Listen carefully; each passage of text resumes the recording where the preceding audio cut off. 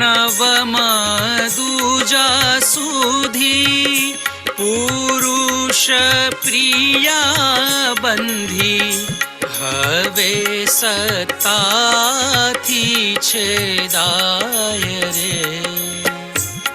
नर नपुंसक नारी नवमेथी हारी षट्त्राण्य चौथाने भाय रे। मन मान्या मोहन ने मळीने विछड़शो नहीं कोई।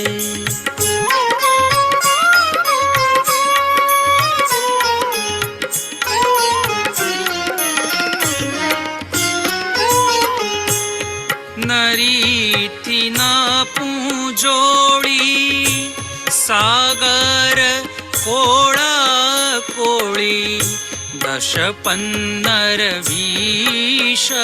कहाय रे। वेदे नड्यो जड्यो संसारी घड्यो निरवेदी चढ़्यो नहीं छाय रे। मन मान्या मोहन ने मळीने विछड़शो नहीं कोई। मन मान्या मोहन ने मळीने विछड़शो नहीं कोई।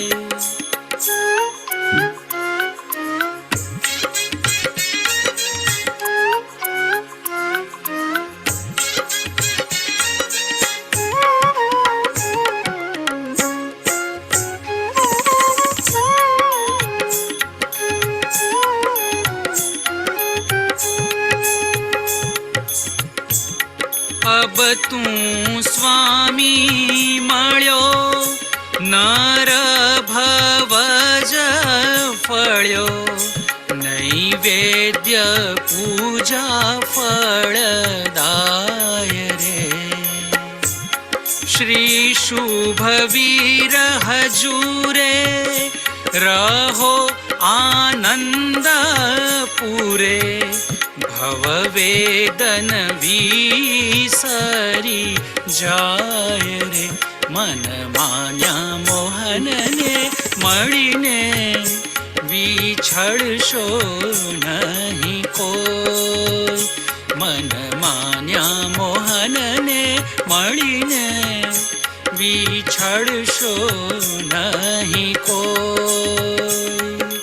मळीने विछड़शो नहीं कोई। मळीने विछड़शो नहीं कोई। अनशनं तु ममास्त्विति बुद्धिना रुचिरभाजन संचित भोजनम् प्रतिदिनं विधिना जिन मंदिरे शुभमते बत ढौकय चेतसा।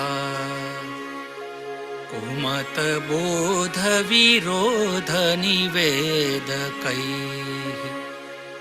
विहित जाति जरा मरणान्तकैः निरशनं प्रचुरात्मगुणालयम् सहज सिद्धमहं परिपूजये।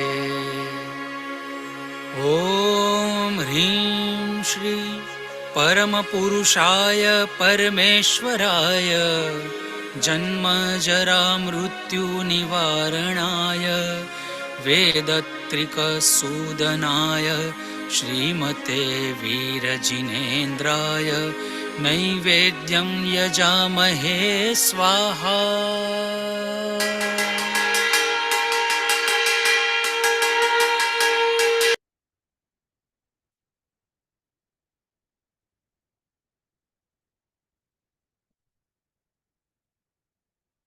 Pranam, Jai Jinendra sabhi ko. Welcome to the 7th session of Understanding Our Enemy Number 1. We had a break last weekend, so hopefully everyone got a chance to review the previous session. I would just like to summarize it a little bit so that we can refresh our memories and continue this wonderful satsang. Before I begin with the summary, Taruben is not here today, so Aartiben, Shailesh Peneko, Mota Shailesh Peneko, Ben. I cannot see who is there. So, Shailesh bhai, tame Navkar mantra thi Manglacharan karsho, please. Mute છો તમે શૈલેષ ભાઈ.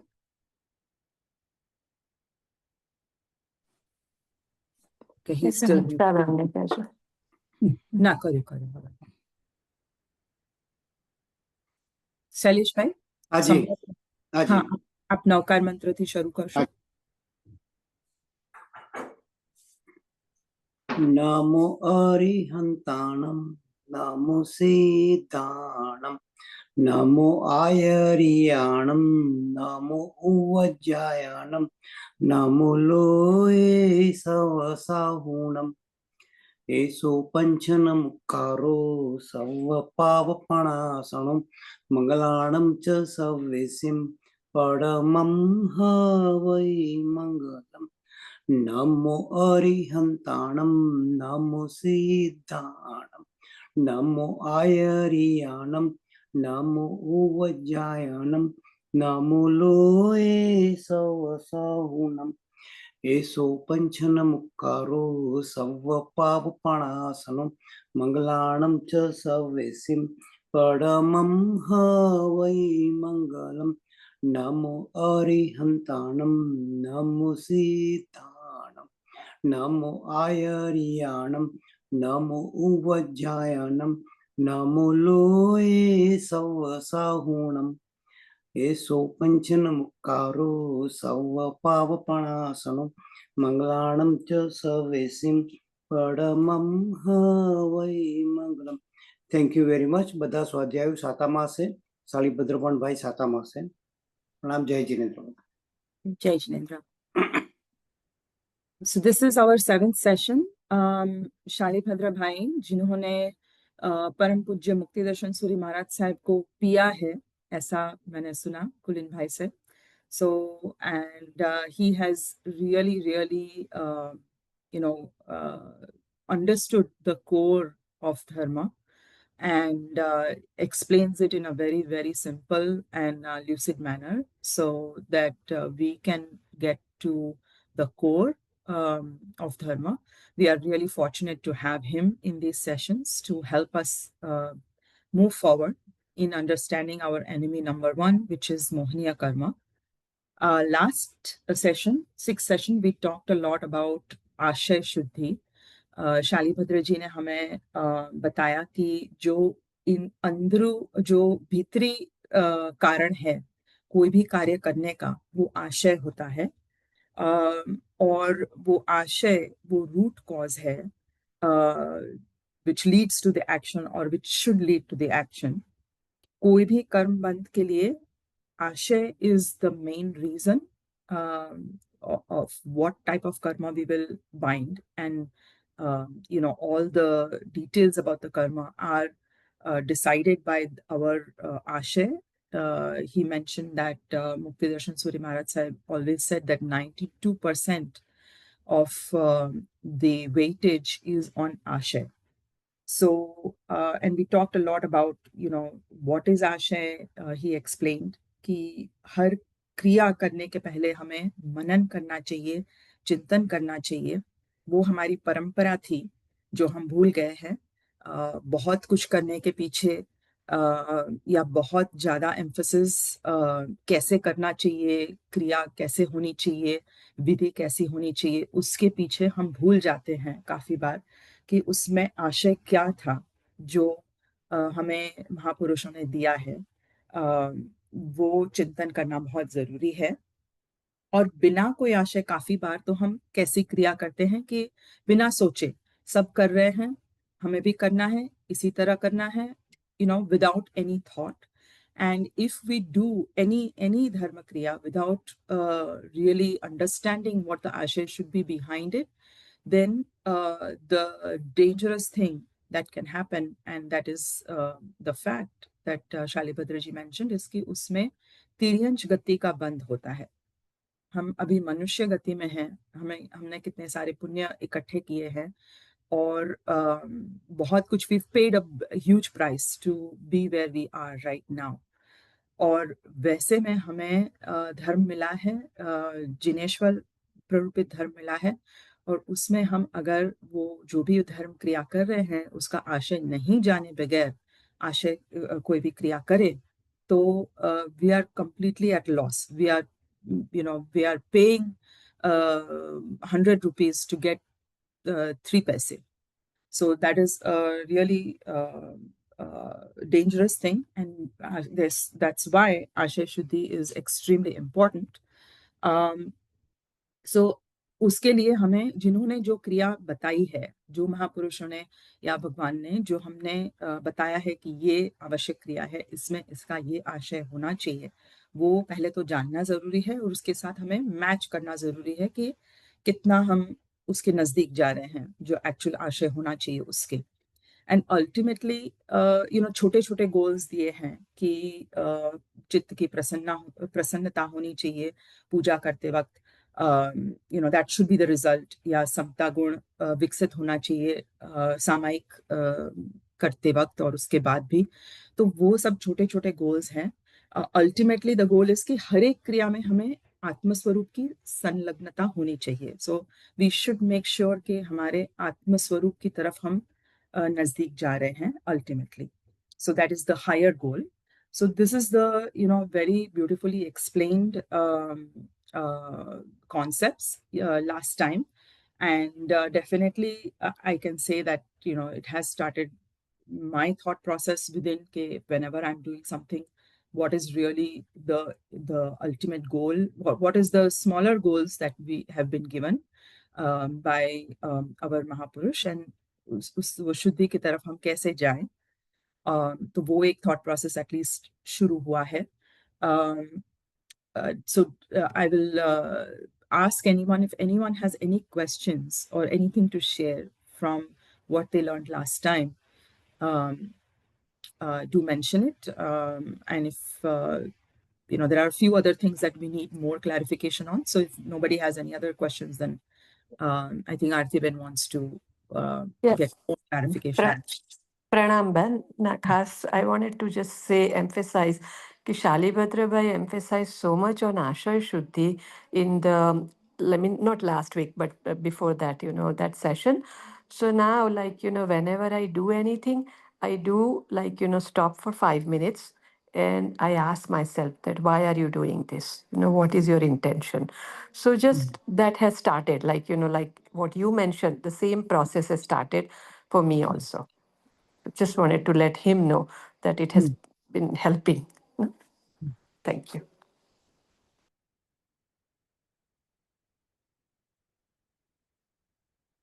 Anyone else has anything else to share from last time? Any questions? Actually, Neha, and one more thing. Actually, before I came to India 2 days ago, Taruban, Harshaban, and I, 3 of us, we sat down one day just to discuss for an hour that, okay, what are the, आशय शुद्धि में क्या क्या होना चाहिए। तो थोड़ा बहुत हम लोगों ने डिस्कस किया, थोड़ा और भी डिफरेंट उसके ऊपर डिस्कस किया, but this has definitely prompted us. Yes, definitely, it's been very helpful for me. और किसी को अगर कुछ, Can I ask a question?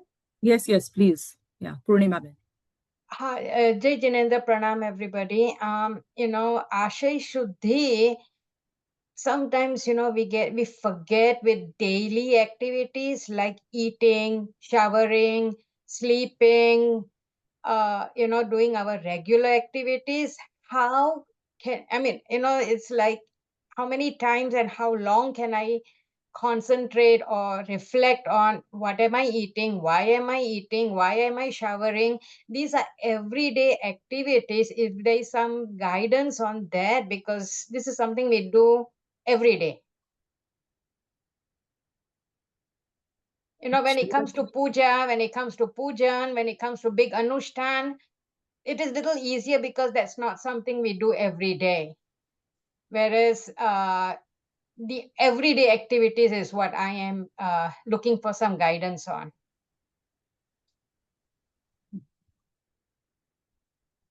Shalibhadra जी, आप ये प्रश्न हाँ जी, ले प्रणाम सकेंगे? जी जी। See, when we talk about our routine kriyas, activities means shower, bath लेना है या खाना खाना है या anything etc which is not really considered as धार्मिक right now. ये जो ट्रेंड है उसमें उसे हम धार्मिक नहीं कहते हैं। तो वैसी नॉन धार्मिक क्रियाओं में आशय क्या होना चाहिए? I guess this is a question, right?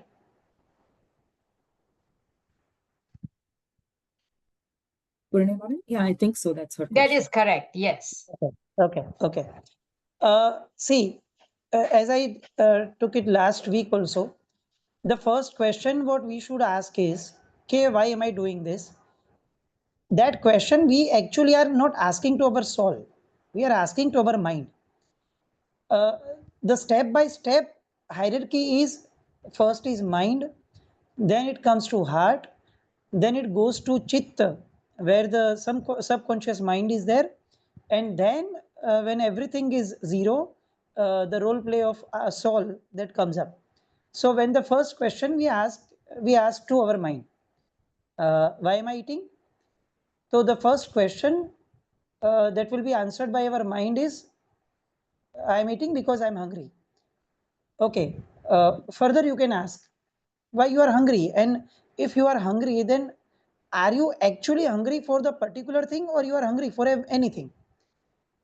So then we will come to know, okay, I am hungry, I am actually hungry for anything, but still I prefer to have something particularly. So that's a confusion. Okay, if you are hungry and you are hungry for anything, not any particular thing, then why we are specifically demanding something specific, I mean particular? So that is a question. So we will have to solve that question first. क्योंकि मुझे अगर कुछ भी खाने से मेरा पेट भर जाता है तो मुझे डिमांड क्यों है भाई कि मुझे यही खाना है, इतने ये वाले टेस्ट वाला खाना है, या मुझे ये मिले तो ही अच्छा लगेगा, ये मुझे ज़्यादा अच्छा लगेगा। Now all these feelings that are actually not required. तो माइंड के लेवल से सबसे पहले हम ये प्योरीफाई कर लेते हैं कि भाई एक मिनट रुको, खाने बैठे हैं तो सिर्फ खाना है। तो उसमें और एक चीज़ ये आती है कि हमारे में से बहुत जन की एक हैबिट होती है कि while eating we usually do many things. We watch TV, we talk on phone, we talk with people, many other things. We simultaneously we do it. Why? No reason. We do it because we don't even focus कि we are eating. So at a stretch one particular kriya is must. ये वाला फंडा हमारे दिमाग में कभी बैठा ही नहीं है।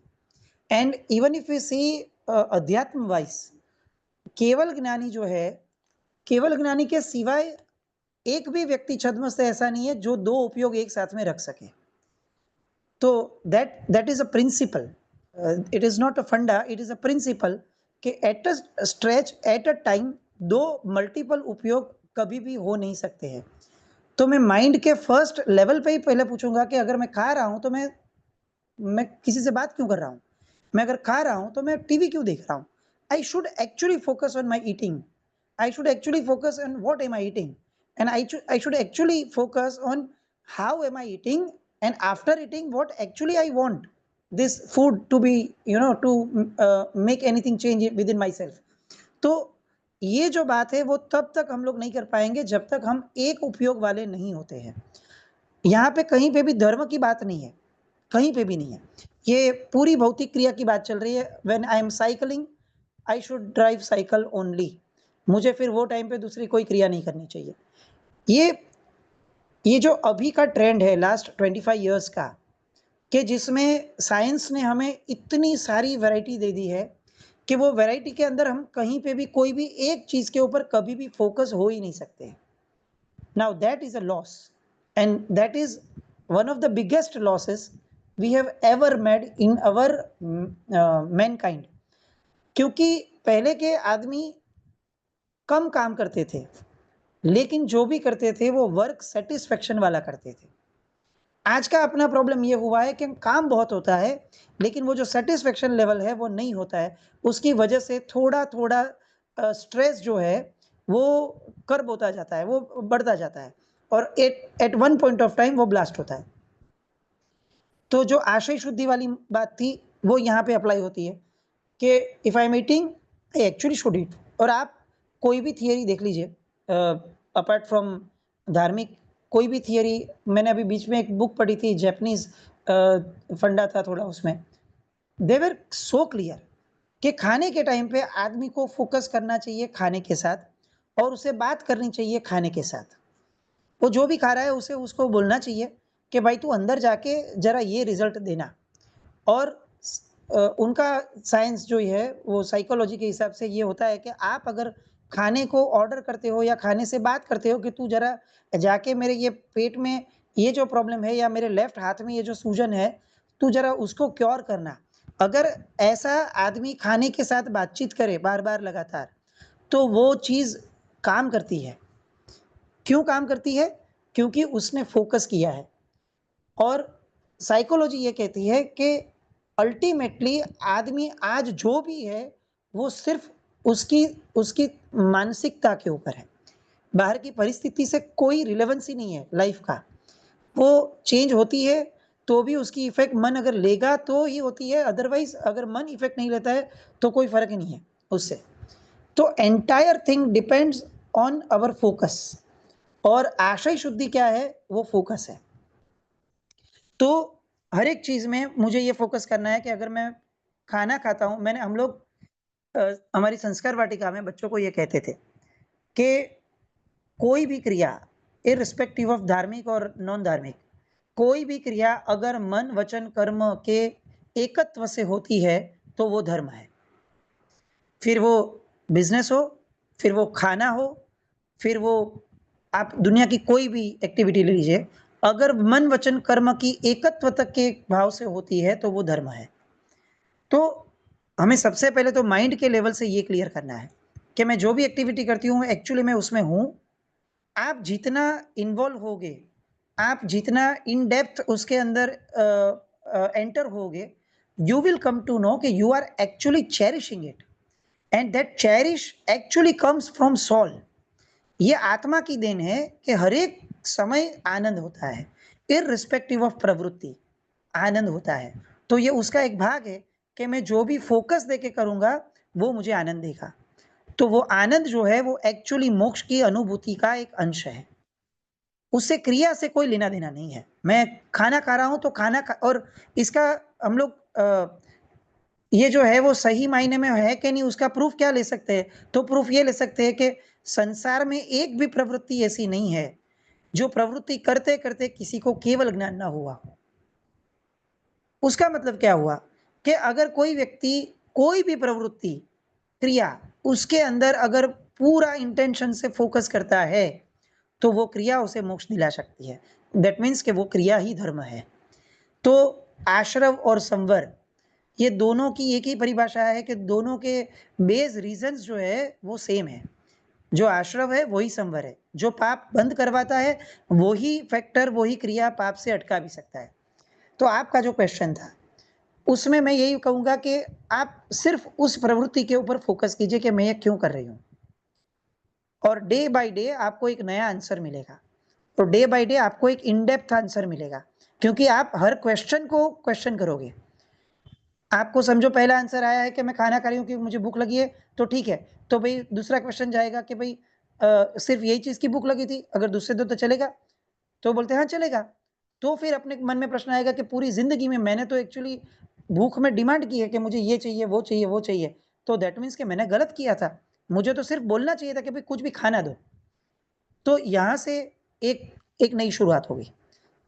हर एक चीज में आपको ऐसा ऐसा समझेगा कि मोहनीय जो है ना, उसने हमारी क्रिया की जो शक्ति थी उसे एकदम कुंठित कर दिया है, उसे कंफ्यूज कर दिया है, उसे रिस्ट्रिक्टेड कर दिया है कि जो काम इजीली हो सकता था, ओपनली हो सकता था, उसे हम पूरे डाइवर्ट करके रख दिया था, एक कंस्ट्रेन में बांध के रख दिया था कि यही चाहिए, यही होना चाहिए।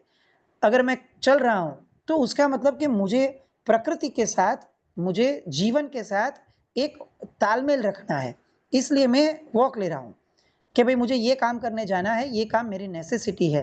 अब उसमें मुझे ये अगर लग रहा है कि भाई नहीं, चलने से शरीर को थकान हो जाएगी, उससे अच्छा चलो मैं गाड़ी कर लूं, उससे अच्छा मैं कंफर्ट जोन में चला जाऊं, तो मुझे ये प्रश्न होना चाहिए कि इज इट नेसेसरी। आप देखिए कि आपको कहीं पे भी धर्म को बीच में लाने की जरूरत नहीं पड़ेगी और आप धार्मिक होते जाओगे। Each and every question you make, you ask yourself, will improve yourself, will improvise yourself, your own self.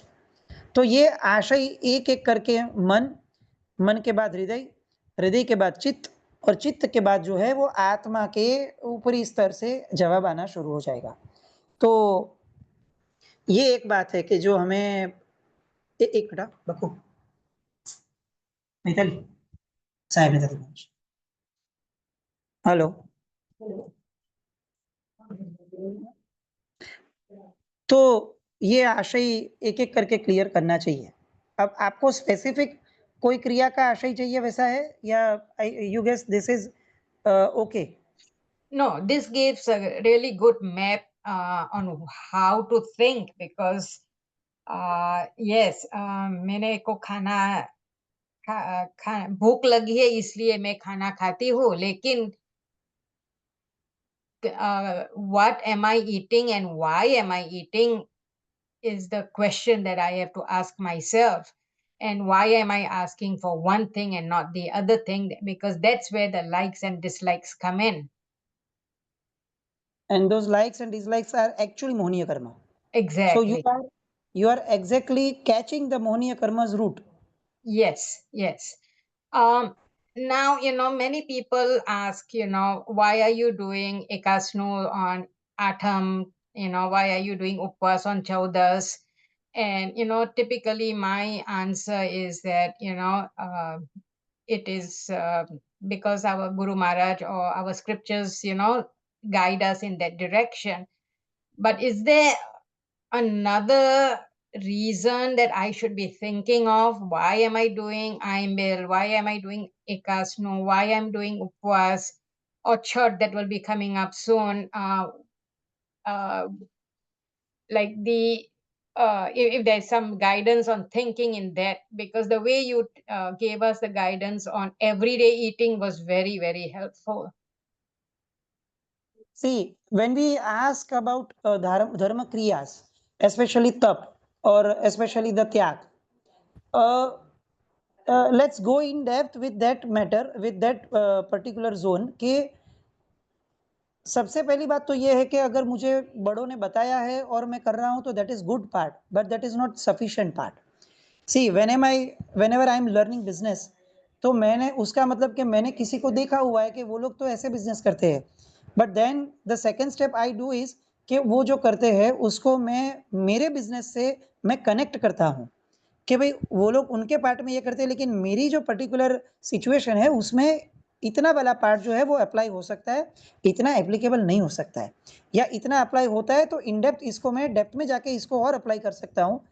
तो उसका मतलब क्या हुआ, द थियरी इज कि कोई भी चीज जो देखी है, जो सुनी है, जो पढ़ी है, उसे अगर अप्लाई करना है तो उसका मतलब उसे मुझे मेरे कस्टमाइज जोन से अप्लाई करना होगा, तो ही वो मुझे यूजफुल हो सकती है, अल्टीमेटली यूजफुल मुझे तो ही हो सकती है। तो when you reply to someone के गुरु महाराज ने प्रेरणा की है, तो that is the beginning level, but when you move ahead you will come to know कि that was nursery. Now it is not masters, it is not even the SSC, it is a nursery where I used to say कि भाई मुझे चलना नहीं आता है तो मैं पिताजी की उंगली पकड़ पकड़ के चल रहा हूँ, तो दैट इज मस्ट, उसमें कोई गलत नहीं है। लेकिन अब मुझे बड़ा तो होना है, तो बड़ा होने का मतलब ये है कि पिताजी की उंगली पकड़े बिना भी पिताजी को साथ में रख के, मन में रख के मुझे आगे चलना है। मैं अगर बड़ा हो गया हूं और मैं मेरे हिसाब से चल सकता हूं तो that doesn't mean I don't need my पिताजी। दैट मीन्स कि मुझे मेरे पिताजी ने जो मुझे दिया है, मुझे अभी उसको एग्जीक्यूट करना है, और वो तो मेरे बैकिंग में है ही, जो मेरे जहन में है कि वो बैकिंग में है, इसीलिए मैं आगे बढ़ सका हूं। तो उसका मतलब ये है कि the second level after nursery is that कि जो भगवंत ने वचन दिए है या गुरु भगवंतों ने वचन दिए है, अब उसे मैं खुद समझ के पकड़ के उसके सहारे आगे बढ़ूं, उनको छोड़ के नहीं, उनको मन में रख के। तो अगर आप छठ करते हो तो पहले उन्होंने बताया था कि छठ कीजिए, और मैंने छठ कर लिया था। अब मुझे थोड़ा बड़ा होना है तो ये स्टेप होगा कि मैं छठ करने से पहले सोचूंगा कि छठ का आशय क्या होगा। गुरु भगवंत ने या महापुरुषों ने आशय के बगैर कोई क्रिया तो बोलना कोई प्रश्न ही नहीं है। तो आशय क्या होगा? तो अब मैं गुरु भगवंतों को या किसी को भी जिन्होंने मुझे प्रेरणा दी है, वैसे किसी को भी मैं पूछूंगा कि साहब आठमना दिवसे एकासणું કેમ કરવાનું? एंड कस्टमाइज है ये, हर एक व्यक्ति का आंसर अलग अलग होगा क्योंकि हर एक की चित्त वृत्ति अलग अलग है। तो एक मल्टीपल आंसर्स का एक जोन मेरे पास आएगा कि भाई आठम का एकासना क्यों करना है। तो एक जन का जवाब होगा क्योंकि 5 तिथि जो है, टेक्निकली तो 12 तिथि जो है, वो 12 तिथि के अंदर आयुष्य का बंध होता है। अब आयुष्य का बंध जिस दिन होने वाला है, उस दिन अगर मैं खाता बैठूंगा पूरा दिन, तो उसका मतलब कि मेरा आयुष्य का बंध जो होगा वो खाने की वृत्ति से होगा, और खाने की वृत्ति तो तिर्यंश गति या नरक गति का कारण है। तो वो तो आर्त ध्यान है कि मैं पूरा दिन खाने की वृत्ति में रहूं। तो वो आर्त ध्यान से बचने के लिए मैं खाने की जो मेरी नीड है उसे रिस्ट्रिक्ट करता हूँ। 2 टाइम या 3 टाइम जो नॉर्मली खाता था उसके बदले में मैं 1 टाइम खाऊंगा, और वो जो टाइम बचा है खाना नहीं खाने की वजह से, उसे मैं धर्म क्रिया के अंदर में लगाऊंगा। तो दैट इज आशय, बिगिनर आशय ऑफ एकासना। કે હું એકાસણું કેમ કરું છું ભાઈ? કારણ કે મને સમય બચાવવો છે, એ સમય બચશે તો હું મારા આત્મા સાથે બેસીશ. So that is second step कि when I move ahead with this आज्ञा, I think about this कि ओके कि मुझे वो टाइम जो चाहिए मेरे सेल्फ के लिए जो मुझे नॉर्मली नहीं मिल रहा है, तो I will sacrifice my 2 time meal and I will sit with my own self. Now that is the primary reason. One step more what we can forward is further कि अब मैं सोचूंगा कि खाना नहीं खाने से मेरे शरीर को क्या फर्क पड़ा। तो शरीर बोलेगा कि कुछ नहीं, नॉर्मली इतना फर्क नहीं पड़ा है, पूरा दिन निकल जाता है। तब जाके एक दूसरा सवाल आएगा कि तो यार रोज रोज क्यों मैं 3 टाइम खाता था? अगर if I am sufficient with 1 time meal and my day is absolute happy, then do I really need 3 time meal? फिर एक स्टेप फॉरवर्ड होके मैं सोचूंगा कि तिथि है या नहीं है। अगर मेरी नीड नहीं है 3 टाइम खाने की तो ठीक है, मैं 3 का 2 करूंगा, 2 का 1 करूंगा, या उसमें मैं उनोदरी स्टार्ट करूंगा कि चलो इतना खाने की कोई जरूरत नहीं है। अगर ये ज्यादा खाने से मुझे नींद आ जाती है या लेजीनेस आती है, ठीक है, I will eat lesser than what I actually need. तो मैं अनशन तप जो मैंने एकासना किया था उससे एक स्टेप आगे जाके उणोदरी तप करूंगा। सी इफ यू रीड बाह्य तप, then also you will come to know कि भगवान के शासन की एक एक प्रक्रिया वो हमारे भौतिक जीवन को भी इतना अच्छा शेप देती है, भौतिक जीवन को भी, कि हमें एक्चुअली पता चले कि इसे आत्मा तो जब ठीक होगा तब होगा, शरीर ठीक हो जाता है। जो आज हम लोग साइंस के माध्यम से प्रूव करना चाहते हैं लोगों के सामने कि देखो हमारे भगवान ने तो कहा था कि चौव्या रात्रि भोजन मत कीजिए। भाई आप डॉक्टर लोग अभी बोलते हो हमें तो 2500 साल से पता है। अरे भाई वो उनको प्रूव करने से कोई मतलब नहीं है। मतलब ये है ज्यादा कि मैं मेरे सेल्फ को प्रूव करूं कि अगर एक चीज में भगवान मेरे सामने प्रूव हो गए कि वो अल्टीमेट है, तो उसका मतलब कि उनकी हर एक आज्ञा अब मुझे ट्रायल एंड एरर बेस के ऊपर नहीं करनी है, मुझे एक्सेप्ट कर लेनी है कि बाय हुक और क्रुक इसमें मुझे सेकंड थॉट नहीं आनी चाहिए। क्यों? क्योंकि ये प्रूव हो गई है कि भाई उनकी हर एक आज्ञा के पीछे एक साइंस है। तो ये एक्चुअली मुझे हर बार थिंक करना चाहिए, ये चिंतन मनन करना चाहिए। एक एक मेरे जीवन का प्रोसेस जो है उसमें भगवान की आज्ञा क्या है वो सोचते, उपवास क्यों कर रहा हूँ, छठ क्यों कर रहा हूँ। तो ये सब बेसिकली अपनी खाने की वृत्ति को कम करने के लिए है। 5 तिथि या 12 तिथि या 11 तिथि जो भी आराधना है वो भी क्यों है, मेरे आयुष्य के बंध के समय मेरी वृत्ति जो है वो खाने से ऊपर उठे, तब जाके मैं शरीर से ऊपर उठ पाऊंगा और आत्मा की तरफ देख पाऊंगा। लेकिन खाना और शरीर दोनों एक ही है। तो जब खाना छूटता है तब शरीर का मोह भी छूटना चाहिए। तो 5 तिथि की आराधना अगर मुझे एकासना करने से दी है तो उसका मतलब कि मुझे शरीर के मोह को भी सैक्रिफाइस करना चाहिए, यानी नहाने के समय मुझे कम पानी यूज़ करना चाहिए। शरीर की विभूषा के लिए मैं जो भी करता हूँ वो भी कम होना चाहिए, उसे भी 5 तिथि का रूल लागू होता है। सिर्फ़ खाने से लागू नहीं होता है, सिर्फ़ ग्रीन वेजिटेबल से ये लागू नहीं होता है। क्यों? क्योंकि ये आयुष्य बंध का रीज़न है और आयुष्य बंध के समय मुझे शरीर से ऊपर उठना है, सिर्फ़ खाने से ऊपर नहीं उठना है। तो ये सब रीजंस आप जितना-जितना अंदर उतरते जाओगे you will come to know. और ये सेकंड स्टेप, फिर बाद में थर्ड स्टेप, फिर एक स्टेप आएगा कि जब मैं खाऊँ या नहीं खाऊँ, I don't feel anything different. Now आप मुझे ये दो या वो दो, कोई फ़र्क नहीं पड़ता है। लेकिन वो आने-आने में बहुत टाइम जाएगा और वो जब तक आता नहीं है, उसे लाने का प्रयास नहीं करना चाहिए। हमें सिर्फ़ ग्रेजुअल चलना चाहिए। मैं आपको एक एग्ज़ाम्पल दूँ। यहाँ पे एक महात्मा है, पूज्य रविशेखर सूरि महाराज है। रविशेखर सूरि महाराज साहब के पास मैं मेरे एक फ्रेंड के साथ गया था। उसने वर्षी तप शुरू किया था और साहिब जी के पास जाके एक विनंती की थी कि साहिब वर्षी तप में क्या भावना हो सकती है? मुझे कोई थोड़े आशय दीजिए। और उन्होंने पहले पूछा था कि तू सिर्फ़ सुनने आया है या मानने आया है, जो मैं बोलूँगा वो? और उन्होंने कहा था कि नहीं साहिब आप बोले हो तहत थी। तो उन्होंने बोला कि अगर तहत थी है तो एक काम कर, वर्षी तप का पारणा कर ले। वर्षी तप कंटिन्यू नहीं करना है। Now that was shocking. फिर भी पूछा कि ठीक है साहब लेकिन क्यों? तो उन्होंने पूछा कि तेरी रूटीन लाइफ में तू क्या करता था वर्षी तप से पहले? तो उसने कहा कि सेम साहब, नवकरसी चौविहार और कभी-कभी 5 तिथि आइंबिल वगैरह। तो उन्होंने कहा कि मार्ग जो है ना वो क्रमबद्ध पर्याय से है, वो सीक्वेंस वाइज़ है, वो हाई जंप वाला मार्ग नहीं है। तो अगर आप नवकारसी और चौविहार से ऊपर उठना चाहते हो, तो वर्षी तप नहीं आता है, उसके बीच में बियासना आता है। तो आप एक काम कीजिए, पारणा कर लीजिए और रोज़ के बियासने स्टार्ट कीजिए। फिर उसमें लगे आपको कि ये बियासने में भी जो आता है वो थोड़ा ज़्यादा होता है, तो उसमें द्रव्य को कम कीजिए। फिर अगर शरीर आपका साथ देता है तो बियासने पे से एकासने पे आइए। फिर आपको लग रहा है कि चलो अभी एक टाइम का खाना तो सेट हो गया है, तो मूर्छा छोड़ूँ, क्यों रसकस वाला भोजन चाहिए, तो फिर आप आइंबिल में जाइए। फिर आइंबिल करने के टाइम पे ऐसा लगता है कि नहीं, थोड़ी तो साधना होनी चाहिए, हर टाइम शरीर मांगे और मैं दूं, ऐसा नहीं। फिर एकांतर उपवास आएगा कि भाई मैं एक ही दिन दूंगा, दूसरे दिन नहीं दूंगा। एक दिन आइंबिल दूंगा, आइंबिल का खाना दूंगा और दूसरे दिन कुछ भी नहीं दूंगा। और ऐसे ऐसे शरीर का जो घड़तर बोलते हैं, शरीर का जो स्ट्रक्चर है उसे डेवलप करना है, क्योंकि शरीर के माध्यम से हम धीरे धीरे धीरे आत्मा की तरफ ऐसे जाते हैं, स्टेप बाय स्टेप। फिर बात आएगी कि अगर एकांतर हो रहा है तो ऐसी कोई तपश्चर्या है जो अब ये लेवल पे मुझे काम में आए, तब जाके ये वर्षी तप जो है वो जो तुझे काम में आएगा कि एकांतर उपवास के साथ तू बियासना कर या आइंबिल कर या एकासना कर। तो मैंने पूछा अगर साहब यही करना है थोड़े टाइम के बाद, 1 साल 1.5 साल के बाद, तो आज करने में दिक्कत क्या है? तो उनका जवाब बहुत अच्छा था कि आप अगर नर्सरी में हो तो आप 5th स्टैंडर्ड के पुस्तक पढ़ नहीं सकते हो ऐसा नहीं है, आप बुक तो पढ़ सकते हो।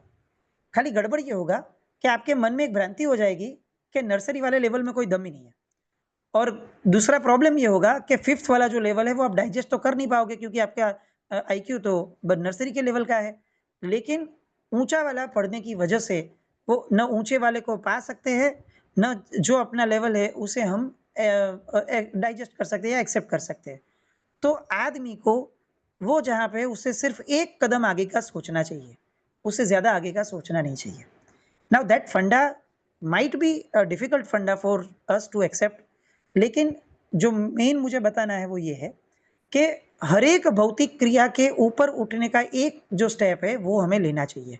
हमें हाई जंप को हमेशा टारगेट नहीं करना चाहिए। तो ऐसा करने से क्या होगा कि भगवान की हर एक आज्ञा मुझे प्रसन्नता भी देगी और एक नया लक्ष्य भी देगी, और ऐसा लक्ष्य देगी जो मैं एक्चुअली अचीव कर सकता हूँ।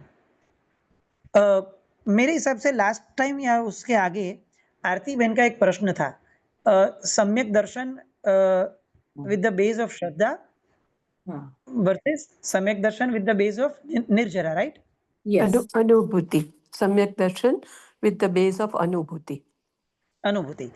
अब आप ये जो अपनी बात चल रही है एग्जैक्ट उस ट्रैक पे चल रही है कि जब मैं इनका प्रश्न था जो आंटी का कि गुरु महाराज ने कहा है तो मैं एकासना कर रही हूँ, प्योर फेथ से कर रहे हैं, प्योर फेथ से, ओके। उसमें कोई आगे पीछे की अपनी शक्ति को छिपाने की भी बात नहीं है और या किसी को दिखाने की भी बात नहीं है, सिर्फ ओबीडियंटनेस है कि भाई गुरु भगवंत ने बोला है और मैं कर रही हूँ। दैट इज सम्यक दर्शन विथ फेथ, श्रद्धा। ये क्या काम करेगा? प्रश्न एक ये भी था शायद कि यहाँ ये लेवल पे निर्जरा होती है कि नहीं होती है। तो मैं ये कहूंगा कि अगर आप निश्चय के माध्यम से पूछे, निश्चय के बेस से पूछोगे तो निर्जरा नहीं होती है। क्यों नहीं होती है? क्योंकि वो जो निर्जरा है वो तो आत्मा के लेवल से होती है, कर्म लगे हैं आत्मा के ऊपर, और मेरा जो ये एकासना या आइम्बिल है वो होता है शरीर के लेवल से या मन के लेवल से, तो उसमें अभी आत्मा तो इन्वॉल्व ही नहीं हुआ है। तो जो चीज, जो एलिमेंट इन्वॉल्व ही नहीं हुआ है उसे कोई फर्क कैसे पड़ेगा? तो उसका मतलब कि सम्यक दर्शन at this level will not effect to my निर्जरा लेवल। तो इमीडिएट क्वेश्चन आएगा कि तो इसकी कोई सेंस ही नहीं है, इसका कोई फायदा ही नहीं है, तो वहां पे रुकेंगे। नहीं, फायदा है। क्या फायदा है? निर्जरा की दिशा में एक स्टेप में आगे बढ़ के मेरे मन को प्योरिफिकेशन के दिशा में जब मैं लेके जाऊंगा तो ये आशय शुद्धि जो है वो मुझे मार्गस्थ पुण्य देगी। मार्गस्थ पुण्य यानी क्या? निर्जरा के ट्रैक के ऊपर चलना। और मार्गस्थ पुण्य जो है वो पुण्यानुबंधी पुण्य शायद नहीं भी हो सकता है, लेकिन वो पुण्यानुबंधी पुण्य की दिशा में है। और जब वो पुण्यानुबंधी पुण्य की दिशा में और आगे बढ़ता जाएगा ऐसे ऐसे, जैसे गुरु भगवान ने कहा कि आप एकासना कीजिए तो एकासना किया, उन्होंने बोला छठ बोलो कीजिए तो छठ किया। हाँ, ये एक बात है कि शून्य मन से कोई भी क्रिया की तो वो सम्यक दर्शन के लेवल से बहुत दूर है कि भाई ठीक है ना, कर लो ना, क्या फर्क पड़ता है। आज की जैसे अपनी रूटीन क्रिया है उसे तो कोई लेवल से सम्यक दर्शन से कोई लेना देना मेरे हिसाब से नहीं हो सकता है। सम्यक दर्शन यानी सम्यक तरीके से हर चीज को देखना। ये सिंपल भाषा का व्यवहारिक सम्यक दर्शन की व्याख्या है कि जो है उसे वैसे देखना। तो जो एकासना है उसे एकासन की दृष्टि से देखना। मैं एकासन क्यों कर रहा हूं? क्योंकि मुझे एक ही आसन पे बैठ के खाना है। क्यों एक ही आसन पे बैठ के खाना है? क्योंकि आत्मा का स्वभाव एकत्व का है। एक साथ में एक ही उपयोग रखना वो आत्मा का स्वभाव है। तो मैं एक समय में एक ही बार खाऊंगा एक दिन में, तो ये मेरे एकत्व की दिशा का फर्स्ट स्टेप है। एकासने से खाने पीने को कोई लेना देना नहीं है। मेरा फोकस एट अ स्ट्रेच एक ही चीज में है और मैं एक ही बार बैठ के खाने का निश्चय करता हूं। ये जो निश्चय है वो निश्चय धर्म के प्रति अपनी सद्भावना दर्शाने का एक स्टेप है। तो एकासने के अंदर भी कितने सारे लॉजिक है जो मुझे देखने बाकी है। तो अगर मैं सोचूंगा कि व्यवहार सम्यक दर्शन का सेवन करने से कोई फायदा ही नहीं होता है तो मुझे नहीं करनी है, तो मैं कभी भी निश्चय की तरफ जा ही नहीं पाऊंगा। तो यहाँ पे एक बेनिफिट दिया कि मार्गस्थ पुण्य की प्राप्ति होती है जिसकी वजह से निश्चय निश्चय निर्जरा जो है वो धीरे धीरे नजदीक आती है। આટલું આરતીબેન બેસે છે? એકદમ. મને કોઈ દિવસ આવું એકત્વનું આવું વિચાર્યું જ નતું. એકદમ બેસે છે ભાઈ. હું તમને કહું, આપણી સૌથી મોટી વર્તમાન સમયની કમજોરી, આપણે દરેકે દરેક તપને છે ને બેન ખાવા પીવા સાથે જોડી દીધા છે. જી. હું એકાસનું કરીશ તો એક વાર જમીશ. તમને કોઈ અજૈન માણસ પૂછે ને કે આ ઉપવાસ એટલે શું, તો આપણી જિંદગી આખીમાં ક્યારે પણ આપણા મોઢામાંથી નહીં આવે કે ઉપવાસ એટલે આત્મામાં બેસીને રહેવું. તે આપણે એમ કહેશું કે ઉપવાસ એટલે જો કંઈ ખાવાનું નહીં અને સૂર્યાસ્ત થાય ને ત્યાં સુધી પાણી પીવાનું. That is end of our explanation, because then that is end of our સમજણ પણ, અન્ડરસ્ટેન્ડિંગ ઓલ્સો. આપણી માટે ઉપવાસની કોઈ કિંમત જ નથી. જે શબ્દ જ આપણને કહે છે કે ભાઈ ઉપ એટલે નજીક, વાસ એટલે રહેવું, તું તારા આત્માની નજીક રહે દોસ્ત, અને એ નજીક રહેવા માટે બીજી બધી ક્રિયાનો ત્યાગ કર. ખાતો પીતો રહીશ તો તું આત્માની નજીક ક્યારે જઈશ? શરીરને સાચવીશ તો.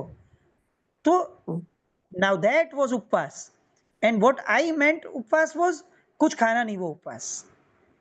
अब उसे तो मैं व्यवहारिक सम्यक दर्शन भी कैसे हम लोग कहेंगे? Someone ask you what is ekasana, then I will say एक टाइम खाना, that is all। एक टाइम खाना इंपॉर्टेंट है या पूरे दिन में खाने की प्रति एक भी वृत्ति को जाने नहीं देना, सिर्फ एक आसन पे बैठ के जितना चाहिए उतना लेके, आवश्यक है उतना लेके, बाकी के समय वृत्तियों को आहार के प्रति जाने से रोकना, ये एक आसना है। अब ये तो मीनिंग मेरे पास है ही नहीं, तो मैं क्या करूंगा, एक टाइम खा लूंगा और दूसरे टाइम में क्या करूंगा, कल के पारने की बात सोचूंगा कि भाई चलो पारने में क्या खाना है, मुक्का पानी है, ये है। आप आज का वर्षितप देखिए, अपना वर्षितप इतना करप्ट हो गया है कि अगर कोई देव जेन्युइनली जागृत होगा ये जगत में, तो वो सबसे पहले मारेगा हम लोग को कि ये वर्षितप नाम के तप की बैंड बजा दी है इन लोगों ने। अपने उपवास में भी विचार क्या होता है कि कल के बियासने में क्या खाना है। आप सोचो, जो दिन आत्मा के नजीक रहने का था उसे भी हमने एक्चुअली मेंटली बियासना बना दिया। अपना उपवास भी मेंटली बियासना है, मानसिकता से तो बियास नहीं चल रहा है। कल क्या खाएंगे, लास्ट में ये लिया था तो अब नया क्या बन सकता है। अब वो बियासने की वैरायटी के लिए आप देखो, इंडिया में तो मुझे वहां का पता नहीं, इंडिया में तो इतने सारे लोगों का बिजनेस चलता है कि वर्षितप, मुझे लगता है कि दूसरा कुछ पुण्य दे या न दे, लोगों का जो यानी कम पैसा जो इनके पास है वो कमाने के लिए उनका जो पेट भर रहा है, उतना सा पुण्य वर्षितप दे सकता है। क्यों? क्योंकि हम लोग उनके लिए वर्षितप करते हैं। चलो लाओ, ये दो, वो दो, ये वाला खाना दो, वो वाला खाना दो, मेरा बियासना है, मैं तपस्वी हूं। अब सोचो, ये उपवास शब्द भी कहीं पे जहन में नहीं है। 360 नहीं, 400 दिन निकल गए, 400 दिन में एक बार भी नहीं सोचा था कि व्हाट एक्चुअली उपवास इज। अच्छा, अब ये सब जाने दो, ऋषभदेव भगवान ने 400 दिन वॉरने के जाने की प्रक्रिया की थी। उन्होंने तो एक्चुअली उपवास का पचका नहीं लिया था सुबह के टाइम से, वो तो वॉरने के लिए निकले थे। पर 400 दिन तक वॉरने के लिए जाने के बाद खाना नहीं मिला था, तब जाके उपवास का पचकान हुआ था। तो और मैं उनकी प्रतिकृति वाला तब करता हूं, लेकिन मैं ये सोचता ही नहीं हूं कि ये उनकी प्रतिकृति है, उनके प्रति प्रीति है, इसके लिए जो तप करना है उसमें उनका तो विचार ही नहीं है। उनकी तप की पद्धति का तो मैं विचार ही नहीं कर रहा हूं। वर्षितप ऐसे कैसे होगा? ये तो ऐसा है कि मैं ऐसा बोलूं कि सामने एक पहाड़ पड़ा है, एक पत्थर पड़ा है, और मैं बोलूं देखो ये शत्रुंजय है, कि एग्जैक्ट हमारे तप जो है ना वो ये चल रहे हैं। क्यों? क्योंकि नाम रट्टा हो गया है कि वर्षितप वर्षितप वर्षितप। फिर जो भी मैं करूं वो वर्षितप।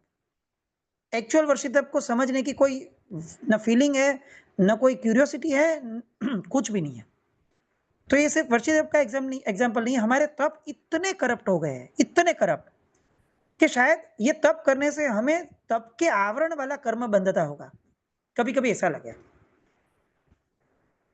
मैं थोड़ा लाउड हूं, लेकिन दुख होता है कि हमारे व्यवहार सम्यक दर्शन का कोई ठिकाना ही नहीं है।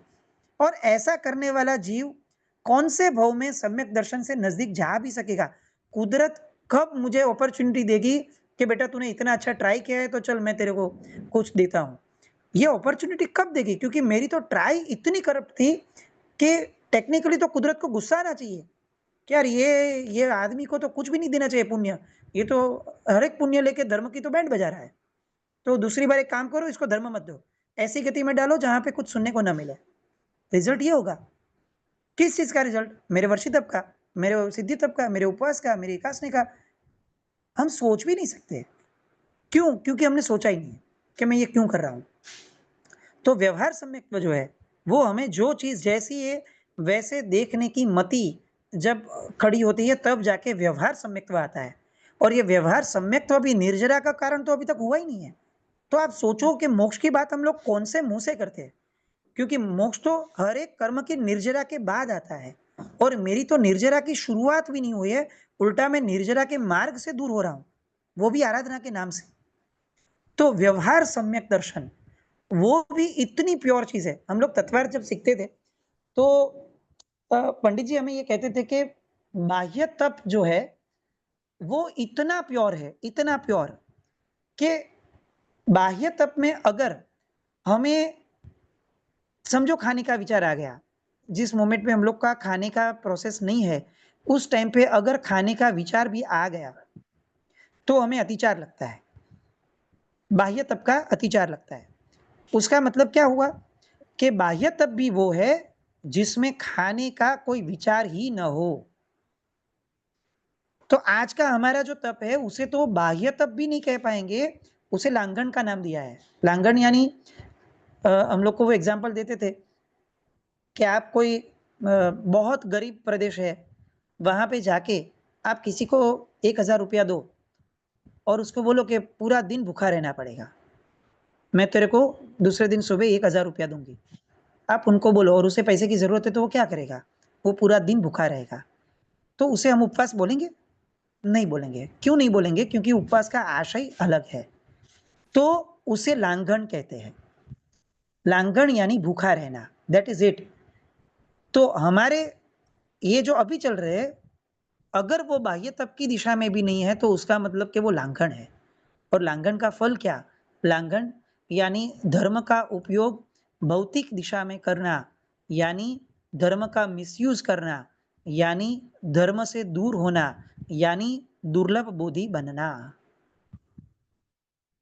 अब ये कितना बड़ा एक शौक है कि मैं धर्म करके दुर्लभ बोधि बन रहा हूं। तो ये मेरे व्यवहार सम्यक दर्शन से भी बहुत दूर की बात चल रही है। तो नैष्ठिक सम्यक दर्शन तो जो लेवल है वो तो मेरी समझ के बाहर ही होगा अभी। तो निर्जरा की बात ये लेवल पे अभी सोचना भी मुश्किल है। खाली एक है कि मैं अनुभूति का जो धर्म है उसे पाने से पहले व्यवहार सम्यक दर्शन को दृढ़ करो। अच्छा, व्यवहार सम्यक दर्शन का पुरुषार्थ हो सकता है, लेकिन अनुभूति वाले कोई भी धर्म का पुरुषार्थ कभी भी हो नहीं सकता है। वो अपने आप आता है, उसे हम ला नहीं सकते हैं। यानी आज का जो ये ट्रेंड चल रहा है कि मैं आत्मा को ले लूं, या मैं आत्मा को હું આત્માને પામી લઉં, હું આત્માને મેળવી લઉં, આપણે ક્યારેય કોઈ ભાવમાં નહીં મેળવી શકીએ। આત્મા મેળવવાની ચીજ જ નથી, આત્મા પ્રગટવાની ચીજ છે અંદરથી, જે ઓટોમેટિકલી પ્રગટશે, જે કુદરતી રીતે પ્રગટશે। આપણું જેમ જેમ ભવિતવ્યતા ઘડાતી જશે અને પાત્રતા વધતી જશે એમ એમ ઈશ્વર આપણને આપી દેશે। આપણે એની માટે ક્યાંય ભાગવું નહીં પડે। तो निर्जरा सम्यक दर्शन उसका कोई पुरुषार्थ नहीं हो सकता है। व्यवहार सम्यक दर्शन उसका पुरुषार्थ अभी हो सकता है। ट्रैक बराबर જઈ રહ્યો છે? સમજાય છે? जी। थोड़ा હજી इसको આમાં કઈ ज्यादा પ્રશ્ન? इलेबरेट कर सकते हैं आप कि व्यवहार सम्यक दर्शन का पुरुषार्थ हो सकता है, तो वो कैसा पुरुषार्थ होगा? ऐसा आशय शुद्धि वाला कि समझो मैंने एकासना किया है तो what is God's reason behind એકાસના। સર્વજ્ઞ ભગવંતે મને એકાસનું કરવાનું કેમ કીધું હશે, તો એના અલગ અલગ લેવલને હું સમજવા પ્રયત્ન કરું। આ વ્યવહાર સમ્યક દર્શનની મથામણ છે।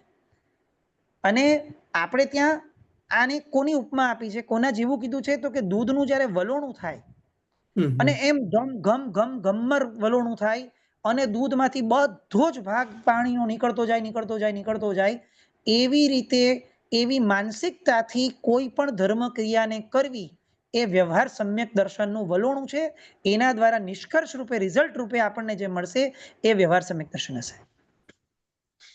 તો મારા મનનું વલોણું કરી નાખો એટલે મનની બધી જેટલી શક્તિ છે બધી જ દાવ પર લગાડી દઉં અને ગમે ત્યાંથી સવાલનો જવાબ મેળવું અને જે જવાબ મળે એની ઉપર બીજો સવાલ કરું અને પછી હું મારા મનને સમજાવું કે દોસ્ત તું ક્યાં છે, તું કયા બ્રહ્મમાં જીવે છે।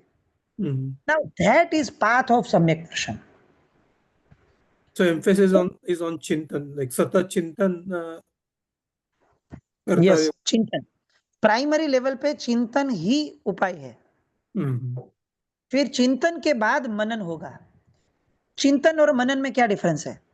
चिंतन बाहर के निमित्त की वजह से आया हुआ ख्याल है और मनन चिंतन को अपने मन में बसाने के बाद अपना कस्टमाइज विचार है।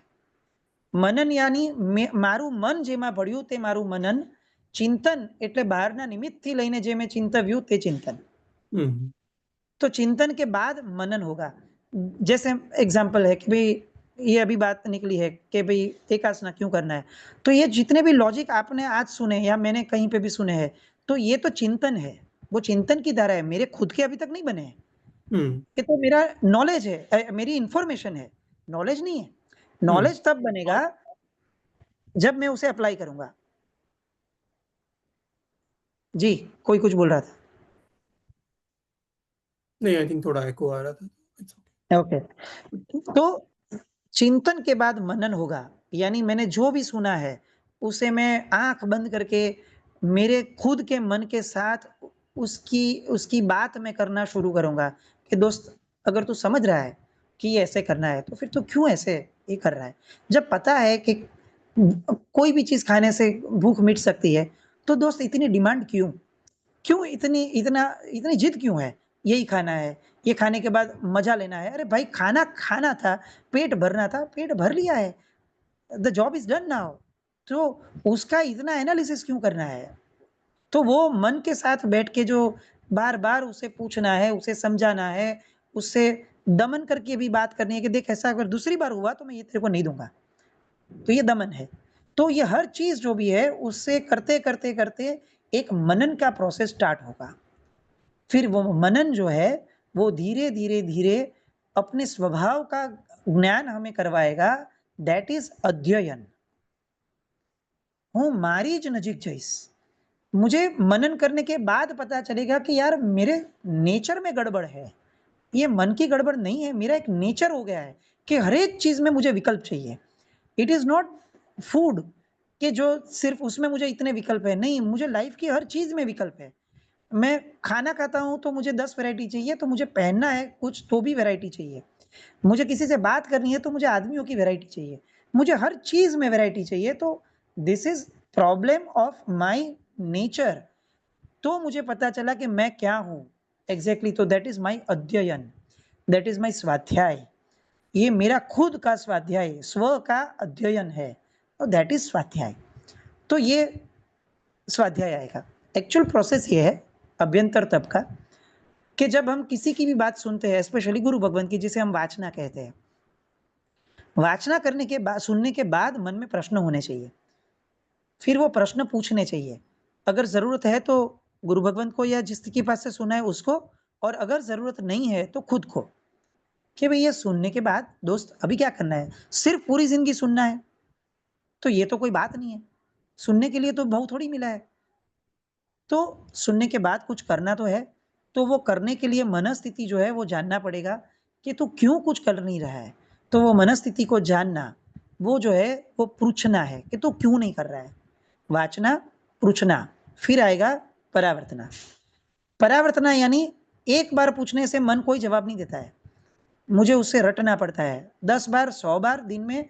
मुझे उसे पूछना पड़ेगा कि दोस्त, ये मैं वापस वापस पूछ रहा हूँ कि तेरे को क्यों गड़बड़ क्या है, क्यों खाने में इतनी वैरायटी चाहिए, क्यों हर एक चीज के अंदर तुझे प्रॉब्लम है, ये खट्टा है, ये मीठा है, ये तीखा है। भाई, खाना खाना होता है, ये टेस्ट तो तूने खड़ा किया है, तेरी रिक्वायरमेंट टेस्ट नहीं थी, तेरी रिक्वायरमेंट तो क्वांटिटी थी, वो क्वांटिटी तो मिल गई है। फिर ये नई जफा क्यों लाई तूने कि भाई मुझे क्वांटिटी वापस ये क्वालिटी के साथ चाहिए, ये गलत है। तो बार बार उसे समझाना है, तो दैट इज परावर्तना। फिर उसमें जितनी सफलता थोड़ी थोड़ी करके मिलती है, उसको एक शांत चित्त से बैठ के उसकी अनुप्रेक्षा करना, यानी उसका आनंद लेना, उसे बार बार अंदर ही अंदर उसे ગુજરાતીમાં કહેते हैं પીઠ થાબડવું, એની અનુપ્રેક્ષા કરવી અને પીઠ થાબડે કે દોસ્ત બહુ સરસ, તે મનુષ્યપણામાં આવીને આટલું પણ કર્યું ને, બહુ સારું કર્યું, હવે ઓર આગળ વધ, જો તું આટલું કરી શકે છે દોસ્ત તો આનથી ઘણું સારું કરી શકીશ। तो दैट इज अनुप्रेक्षा। और उसके बाद अगर कोई पात्र व्यक्ति मुझे मिलता है जिसे एक्चुअल सेंस में समझना है, तो मैं उसे ये मेरा एक्सपीरियंस शेयर करूंगा, दैट इज धर्म कथा। तो ये लक्षण है, ये प्रोसेस है। हम अभ्यंतर तप कर ही नहीं रहे हैं, हम एक्चुअली न बाह्य तप कर रहे हैं न अभ्यंतर तप कर रहे हैं।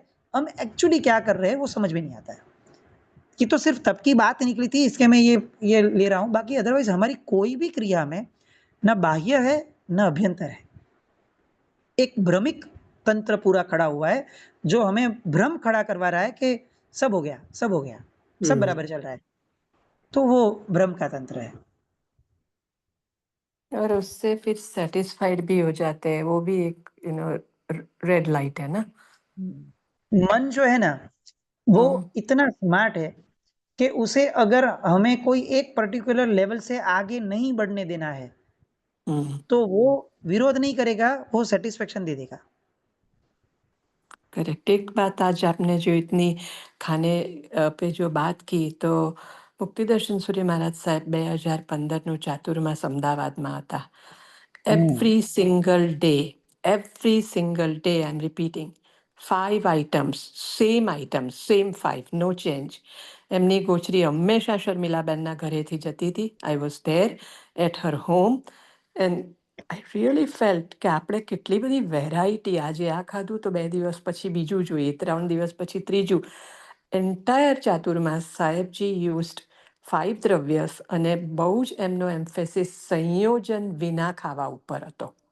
રોટલી ખાઈ જવાની, પછી સૂકી મેથીનો કંઈક ચણાનું લેતા હતા, એમને અનુકૂળ આવતું હતું શરીરને, તો એ એકલું ખાઈ જવાનું. ક્યારેય કોઈ વસ્તુમાં સંયોજન નહીં કરવાનું.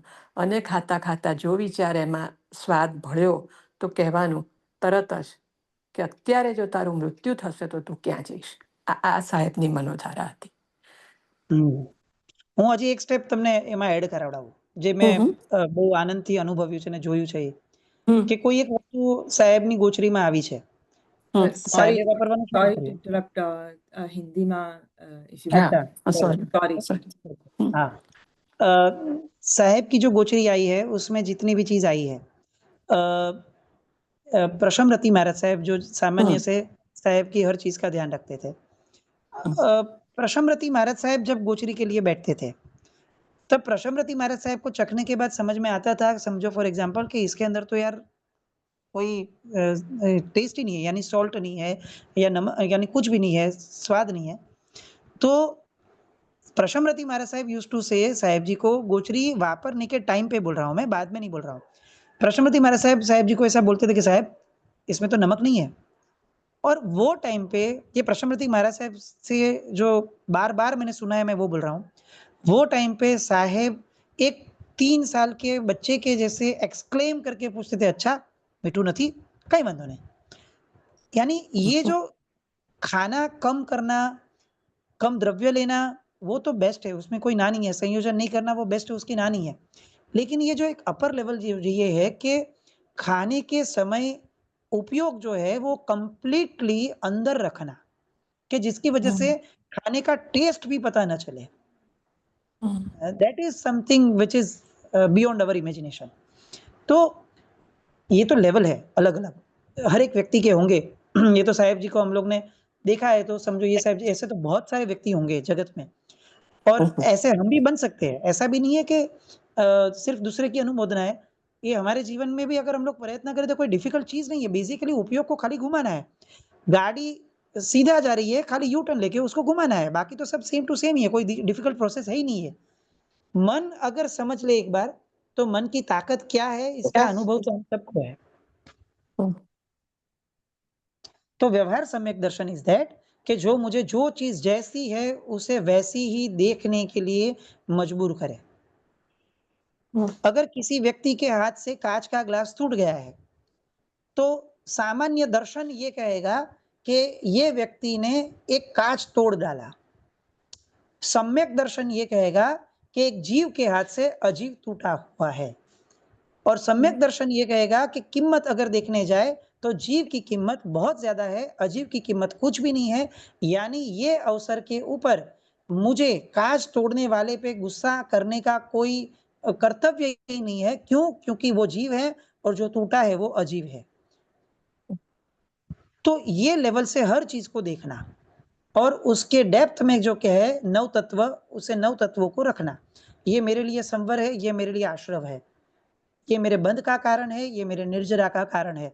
हर एक क्रिया के अंदर, जैसे इनका फर्स्ट क्वेश्चन था ये आंटी का, कि मेरी रूटीन की क्रिया में मैं क्या सोच सकती हूँ, तो ये सोच सकते हैं, नव तत्व को काम पे लगाओ, कि मैं नहा रही हूँ, ये मेरा बंध है कि ये मेरी निर्जरा है, ये मेरा संवर है, ये मेरा आश्रय है। तो इमीडिएट आएगा कि ये तो बंद ही होगा, निर्जरा कैसे हो सकती है।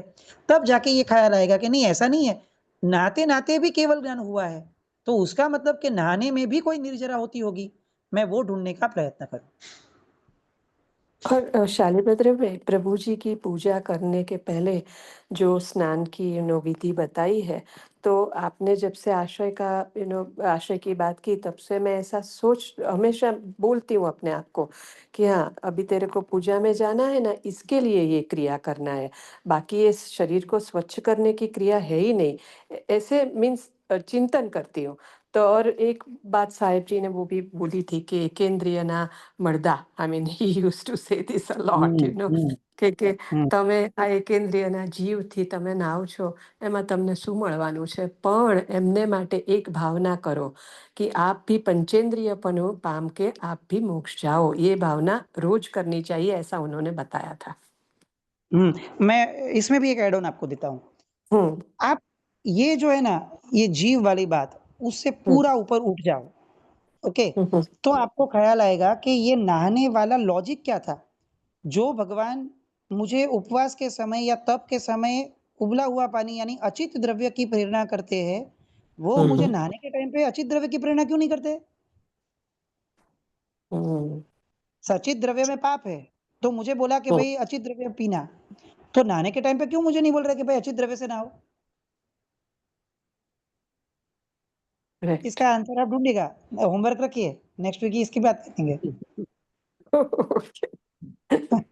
लेकिन ये लॉजिक है कि जो ये एकेंद्रिय, पंचेंद्रिय इससे भी ऊपर उठ के मुझे एक्चुअल आशय समझाएगा कि नहाने से पूजा को क्या संबंध है? और वो भी सचित जल के नहाने से पूजा को क्या संबंध है? नहाना भी धर्म है, वो मुझे ये आशय समझाएगा।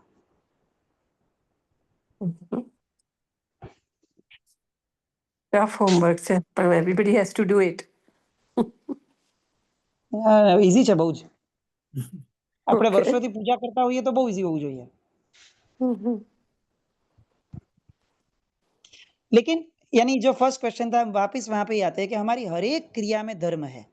हमारी हर एक क्रिया में हमारा आत्म स्वभाव भी है। हमें कहीं और दूसरे जगत में नहीं जाना है मोक्ष के लिए, यही जगत की रूटीन क्रिया करते-करते ही हमारा मोक्ष नज़दीक आ जाएगा। तो धर्म कोई अलग तत्व नहीं है, वो हमारे रूटीन में छुपा हुआ तत्व है जिसे हमें ढूँढ के बाहर निकालना है। चिंतन, मनन, अध्ययन ये सब चीज़ का सहारा लेकर, श्रुत ज्ञान का सहारा लेकर मति ज्ञान को पवित्र करना है। ये मति ज्ञान जब विस्तार होगा तब जाके केवल ज्ञान बन जाएगा।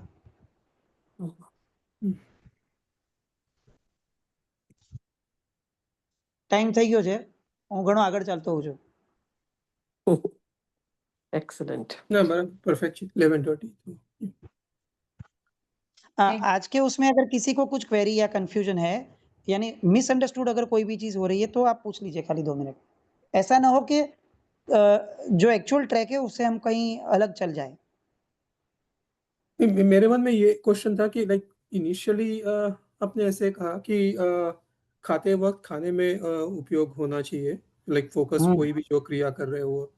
और बाद में हुँ। जब मुक्तेश्वर सूरी साहब जी का दृष्टांत आया तो थोड़ा कॉन्ट्राडिक्टरी लग रहा है मुझे कि लाइक उनका नहीं, उपयोग कॉन्ट्राडिक्टरी खाने नहीं में है, नहीं था ना। ये कक्षा की बात है। मैं वही बता रहा था हमेशा से कि भगवान का धर्म जो है ना, वो मार्गस्थ जो धर्म है वो क्रमबद्ध है। आज हमारे लेवल के ऊपर खाने में उपयोग, हम्म, फिर खाने का सूक्ष्म उपयोग और फिर सिर्फ सूक्ष्म उपयोग खाना निकल जाएगा। अच्छा, बराबर। यानी ग्रेजुअल प्रोसेस है ये पूरा। हम्म, हर एक चीज़ में ये आएगा। सबसे पहले क्रिया में उपयोग, फिर क्रिया में सूक्ष्म उपयोग और फिर सिर्फ उपयोग, क्रिया निकल जाएगी।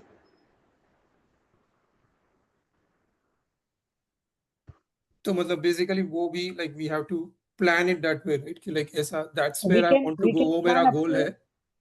We can plan up to just that level के क्रिया में सूक्ष्म उपयोग। फिर हम्म, क्रिया में सूक्ष्म उपयोग का पुरुषार्थ करने के बाद हम एम्प्टी हो जाएँगे। फिर बाद का पुरुषार्थ वो पुरुषार्थ नहीं होगा, वो प्राप्ति होगी, जिसका कोई पुरुषार्थ नहीं हो सकता है। तो वो आ हम्म। जाएगा। तो क्रिया में उपयोग तो ठीक है, खाने के वक्त सिर्फ खाने में, और फिर सूक्ष्म उपयोग में वापस ये चिंतन जो है वो सूक्ष्म उपयोग होगा। हाँ, ये सूक्ष्म उपयोग होगा। अच्छा। उसमें बहुत सारे लॉजिक्स आएँगे, जैसे इन्होंने बताया कि एकेंद्रियनु मर्दु छे। फिर हम्म, इन्होंने बताया कि मैं क्यों खाना खा रही हूँ? अगर मुझे क्वांटिटी चाहिए तो फिर मैं वैरायटी में क्यों जा रही हूँ? ये सब सूक्ष्म उपयोग है। हम्म, हम्म, फिर ये सूक्ष्म उपयोग आते आते आते आते खाने की प्रक्रिया का महत्व निकल जाएगा और सिर्फ आत्मा उसका उपयोग बच जाएगा। हमारी सामयिक 48 मिनट तक इसीलिए थी क्योंकि ऐसे उपयोग की धारा 48 मिनट से ज्यादा हम लोग नहीं रख सकते ये संगयन में। तो सामयिक में एक्चुअली यही प्रोसेस करना था 48 मिनट तक। सामयिक में नौकर वाली नहीं थी, सामयिक में कौशक नहीं थे, सामयिक में यही चिंतन था। और ये चिंतन करते करते 48 मिनट में उपयोग चेंज हो जाता था, इसके लिए सामयिक की लिमिट 48 मिनट की रख दी थी। तो उपयोग को सूक्ष्म करते जाने का सामयिक में, दैट्स द मेन थिंग ऐसे बोल हाँ, रहे हो? अच्छा। हाँ। भगवान भी कायोत्सक जब करते थे तो क्या करते थे, यही करते थे। कोई एक घास નું તણકલું હોય, कोई एक घास का जो है उसके ऊपर फोकस करते थे, फिर उसको धीरे धीरे धीरे उसके पूर्व भव में जाते जाते और पूर्व भव, फिर घास निकल गया और पूर्व भव का जो उपयोग है वो उपयोग में मन स्थिर हो गया, फिर मन भी निकल गया और उपयोग स्थिर हो गया। उपयोग जो है वो आत्मा है और भगवान आत्म ध्यान में लीन हो गए। दैट इज द साधना।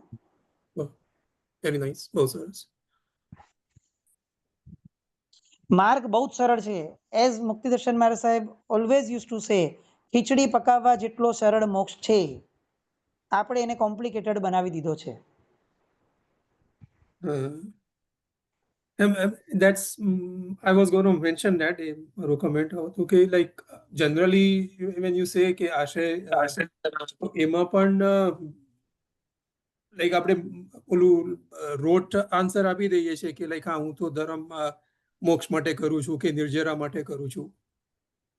तो then immediate question should be there कि व्हाट इज मोक्ष। हाँ, राइट। जब ये सवाल आएगा ना तो हमारे पास कोई जवाब ही नहीं है। मोक्ष का स्वरूप का कभी समझने का प्रयत्न ही नहीं हुआ है।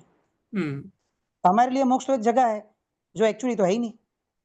मोक्ष तो एक अवस्था है और अवस्था का तो कोई चिंतन मनन ही नहीं है। तो ये क्वेश्चन पे ही अटक जाएगी अपनी गाड़ी। बरोबर।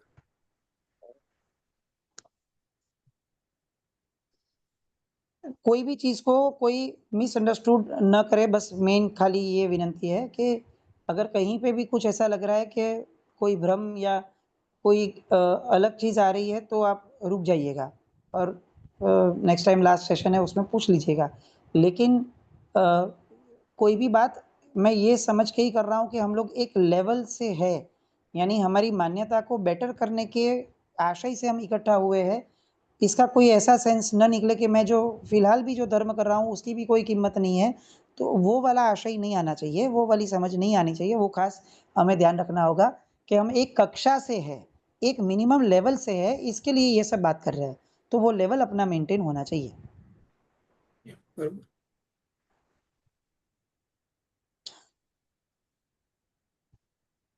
नेहाबेन करशो पूરું? કોઈને કઈ છે તો પૂછી જો, નહીં તો Does anyone have any other questions? कुछ और डाउट्स या कुछ भी हो तो अभी पूछ सकते हो, या तो फिर you can post it on the group and we can discuss it next time. ઠીક છે, કઈ પ્રશ્ન નથી લાગતા? So ચાલો, વિનાકના વિરુદ્ધ કંઈ પણ બોલાય તો મિચ્છામી દુક્કડમ, અને કોઈને પણ કંઈ પણ આશય આમાં હર્ટ થયો હોય અથવા કોઈને પણ કંઈ દુભાયા हो કોઈ શબ્દોથી તો હું ખાસ મિચ્છામી દુક્કડમ માંગુ છું। ચાલો, તરફથી છે। શૈલેષભાઈ કરશો અંત મંગલ और आरती बेन? एक मौका। शैलेषभाई? हाजी, प्रणाम शालीभद्र भाई। बहुत थोड़ું ઘણું એકાસના બેસવા તપસ્વાનું જે બહુ સરસ રીતે સુંદર રીતે સમજાવ્યું, ઘણો બધો મિસકન્સેપ્શન હતો ને એકદમ ક્લિયર કર્યું। તેમજ આની અંદર વચ્ચે નવ તત્વનું બી ક્યાં મૂકવું એ જ રીતે આપણે ઘણીવાર હું જોઉં છું। એક મિનિટ મારો ઓપિનિયન, મારો જે વિચાર કરું છે કહું છું આપણે, એક બે મિનિટ માટે બહુ ટાઈમ નહીં લો આપણો, કે ઘણીવાર આપણે પ્રલય જોઈએ છે, ફ્લડ જોઈએ છે, વાયુ આપણે પવનનો તોફાન આવે છે ત્યારે આ જ વિચાર કરું છું, હે પ્રભુ, હે તમે વાયુ એના જીવો, હે જલકાના જીવો, તમે ક્ષમતા ધરો, આ બધું કામ ન કરો, તમારાથી આ નુકસાન કરો છો, તમે જલ્દી ક્ષમતા ધરો ને આ બધું કામ ન કરો ને તમે બી જલ્દી મનુષ્ય ભાવમાં આવી જાઓ, પંચેન્દ્રિયમાં આવી જાઓ ને પ્રભુના માર્ગમાં આગળ વધો। એવી હું રોજ ઘણીવાર જ્યારે બનતો હોય ત્યારે હું પ્રાર્થના કરતો છું। આઈ ડોન્ટ નો કે જે આપણ તમે બહારની વાત કરી, પણ આ તો દરેક હર પળ હર સેકન્ડે આપણે જ્યારે ઉપયોગ કરીએ છીએ આપણે પોતાના માટે, ત્યારે બી આ બધું વિચારવું જોઈએ મારે। પણ ખરેખર બહુ સરસ માર્ગદર્શન આપણે આપ્યું। ખાલી વડીલ એમાં એક વસ્તુ એડ કરવાની કે હાજી. આ બધું જ વિચાર્યા પછી એકવાર વિચારવાનું કે આવું સાયક્લોન તો મારા મનમાં 24 કલાક ચાલે છે. હાજી. બસ એ પણ શાંત થાય. આ વાત સાચી દરેક વાત. દરેક પરોપકાર છે ને એ સ્વ ઉપકારની સાથે રાખવો. બહુ જ ઉત્તમ કીધું આપે, સરસ, બહુ સરસ સમજાયું. ને ઘણું બધું આજ મારા માટે તો ઘણું બધું નવું જાણવું સમજવાનું મળ્યું. ને આપણે ઘણી વાર એક્સપ્લેન જે કરી છે, કોઈ પૂછે કેવી રીતે આ કરી, શા માટે કરજો, ખરેખર તો આ જવાબ જ મને ખબર નથી હોતો કે ખ્યાલ બહાર હતો છે, વિચાર જ નથી આવતો. આ મારું જ્ઞાન એટલું ઓછું છે. મિચ્છામી દુક્કડમભાઈ, આપણા બધાનું આવું જ છે સાહેબ. આપણે બધા આવા જ ભેગા થયા છીએ ભાઈ હું અને કોઈના એટલે જ માટે ભેગા થયા છીએ. ના પણ આપની વાત સાચી છે, પણ હું કોઈના માટે હું જજ ના કરું. મને મારું હું ક્યાં છું, મારે જવું છે ના કરું. બરાબર. સર્વ મંગલ માંગલ્યમ સર્વ કલ્યાણ કારણમ પ્રધાનમ સર્વધર્માણમ જૈનમ જયતિ શાસનમ. બધા સ્વાધ્યાય બધા સાતામાં રહેજો. Jai Jinendra. પ્રણામ. જય Jinendra. Pranam. We will meet next Saturday at the same time. A time change હા, next ટાઈમ ચેન્જ Saturday. આજે રાતના થાય છે. તો શાળીભદ્રભાઈ, તમને 9 વાગે ફાવશે? તમારા 9 વાગે? હા, મને ચાલશે. Okay, એક then minute. US time will be same and India time will change by an hour. Okay. એટલે 9 to આરતીબેન 10 ખાલી for મને એ us. દિવસે રિમાઇન્ડર આપી દેજો. આરતીબેન, I will. તમને ફાવશે કે it will be late for you? No, I will manage. It's okay. અચ્છા, okay. Thank Yeah. you. હા, okay. હા. જય જીનેન્દ્ર. જય પ્રણામ. જીનેન્દ્ર. Thank you, શાલીભદ્રભાઈ. પ્રણામ. Thank you. પ્રણામ. Jai Jinendra. Thank જય you, Jinendra. everybody. Jai Jinendra. Thank you. જય જીનેન્દ્ર.